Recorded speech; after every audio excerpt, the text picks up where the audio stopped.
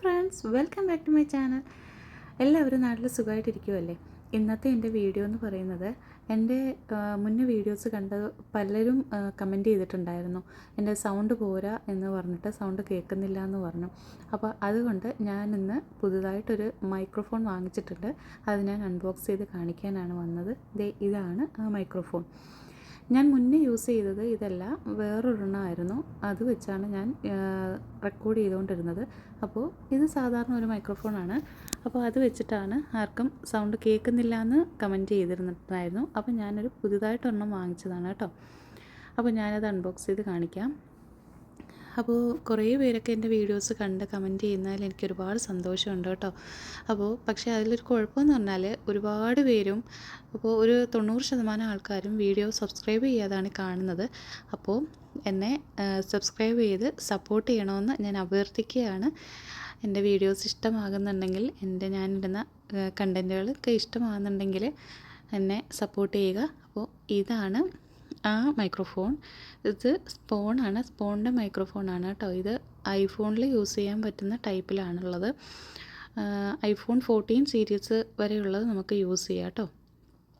അപ്പോൾ ഇതാണ് അത്. ഞാൻ ഓപ്പൺ ചെയ്ത് കാണിക്കാം. ഓക്കെ, അതിനകത്ത് 2 മൈക്രോഫോൺ വരുന്നുണ്ട്. നമുക്ക് 2 പേർക്ക് ഒരേ സമയം യൂസ് ചെയ്യാൻ പറ്റുന്ന രീതിയിലുള്ളതാണ് 2 അത് ഫസ്റ്റ് ഞാനും ആദ്യമായിട്ടാണ് കാണുന്നതും ഹാൻഡിൽ ചെയ്യുന്നതും ഒക്കെ. എനിക്കും കറക്റ്റ് അറിയില്ല. സൈഡിലൊരു പവർ ബട്ടൺ ഉണ്ട് കേട്ടോ. ആ ബട്ടൺ ഒന്ന് പ്രസ് ചെയ്ത് കൊടുക്കുമ്പോൾ അത് ഓണാകും. അതിൻ്റെ രണ്ടും ഇതുപോലെ തന്നെയാണ്. സൈഡിൽ 2 ബട്ടൺ ഉണ്ട്. അതിലൊരെണ്ണം മുകളിലുള്ളത് പവർ ബട്ടണാണ്. അത് പ്രസ് ചെയ്യുമ്പോൾ ഒരു ലൈറ്റ് മിന്നുന്നുണ്ടല്ലേ. ഓൾറെഡി അത് ചാർജ് ഉണ്ട്, അതുകൊണ്ടാണ് അത് ഓണായത്. അപ്പോൾ ഇത് രണ്ടും, പിന്നെ ഒരു കണക്ടറുമാണ് വരുന്നത് കേട്ടോ. ഇത് കണക്ടർ നമുക്ക് ഫോണിൽ കണക്ട് ചെയ്തിട്ട് ഇത് രണ്ടും നമുക്ക് സെപ്പറേറ്റ് അങ്ങനെ യൂസ് ചെയ്യാം. ഓക്കെ, അപ്പോൾ ഈ ബോക്സ് എന്ന് പറഞ്ഞാൽ അതിൻ്റെ ചാർജിങ് പോർട്ടാണ് വരുന്നത്. അപ്പോൾ അതിൻ്റെ ഉള്ളിൽ വെച്ച് തന്നെ നമുക്ക് ചാർജ് ചെയ്യാം. ഇപ്പോൾ പല ആൾക്കാരുടെ കയ്യിലുണ്ടാവും. എനിവേ ഇത് എനിക്ക് ആദ്യമായിട്ടാണ് ഞാൻ യൂസ് ചെയ്യുന്നത്, അതുകൊണ്ട് നിങ്ങളെ കൂടെ ഒന്ന് കാണിക്കാമെന്ന് വിചാരിച്ചതാണ്. നമ്മൾ അതിനകത്തോട്ട് അത് മൈക്ക് ഓണാക്കി വെക്കുമ്പോൾ അതിനകത്ത് ഡിസ്പ്ലേ ചെയ്ത് കാണിക്കും എത്ര % ചാർജ് ഉണ്ട് എന്നുള്ളത്. ഇതിപ്പോൾ 100% ചാർജ് അതിൽ കാണിക്കുന്നുണ്ട്. അത് ഒരു മൈക്ക് വെച്ചതിൽ എന്തോ ഒരു മിസ്റ്റേക്ക് വന്നിട്ടാണ് ഇപ്പുറത്തെ സൈഡിലും ആ ഒരു ചാർജിൻ്റെ റേഞ്ച് കാണിക്കാത്തത്. ഓക്കെ, അപ്പോൾ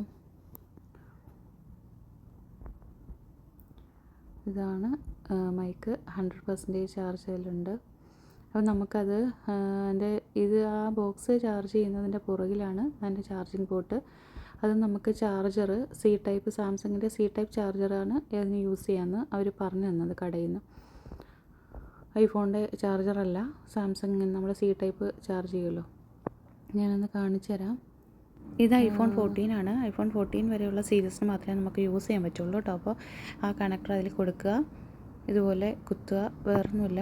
പിന്നെ മൈക്ക് എടുക്കുക, നമ്മൾ വെച്ചിട്ട് യൂസ് ചെയ്യുക, അത്രയേ ഉള്ളൂ, വേറെ ഒന്നുമില്ല. അപ്പോൾ ഞാൻ ഇതെന്ന് പറഞ്ഞാൽ ഇപ്പോൾ വാങ്ങിക്കാനൊരു ഉദ്ദേശം ഉണ്ടായിരുന്നില്ല. ഇത് വോയിസ് കേൾക്കുന്നില്ല എന്ന് പറഞ്ഞതുകൊണ്ട് മാത്രമാണ് ഞാനിത് വാങ്ങിച്ചത്. പഴയത് തന്നെയാണ് ഞാൻ യൂസ് ചെയ്തുകൊണ്ടിരുന്നത്. അപ്പം എനിവേ ഇത് ഞാൻ യൂസ് ചെയ്യുമ്പോൾ ഇതിൻ്റെ വ്യത്യാസം ഉണ്ടെന്ന് നിങ്ങളാണ് പറയേണ്ടത്. എൻ്റെ വീഡിയോസ് കണ്ടിട്ട് അഭിപ്രായങ്ങൾ പറയുക. അപ്പോൾ ഇതിൻ്റെ വില വരുന്നത് 199 റിയാലായിരുന്നു കേട്ടോ വില വന്നത്. ചേട്ടൻ എനിക്ക് 185 റിയാലിന് തന്നു. നാട്ടിൽ ഏകദേശം 4200-300 ആ റേഞ്ചിന് വരുന്നുണ്ടാവും. അപ്പോൾ ഇതിൻ്റെ റിവ്യൂ നിങ്ങളാണ് പറയേണ്ടത്. മാക്സിമം എന്നെ സപ്പോർട്ട് ചെയ്യുക. എൻ്റെ ചാനൽ സബ്സ്ക്രൈബ് ചെയ്യുക. കമൻറ്റായിട്ട് എല്ലാ കമൻസും അറിയിക്കുക. ഓക്കെ, അപ്പോൾ ടാറ്റ, ബൈ ബൈ.